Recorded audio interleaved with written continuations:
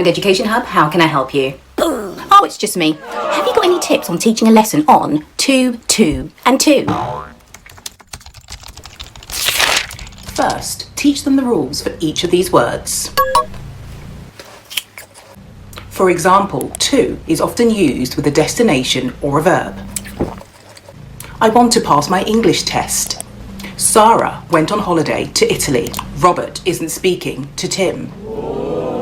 And then you've got this to, which is a number and is spelt like this. Maya can speak 2 languages. She ate 2 pieces of fruit. And there are 2 dogs in the park. And then there is this to, which is used to mean as well as or excessively. Ria wanted tea too. He was too tired to go to work, so he went to sleep. And Katie's shoes were too small. Once you've taught them about that, you can create some sentences like this and get them to fill in the missing words. Follow and like for more tips.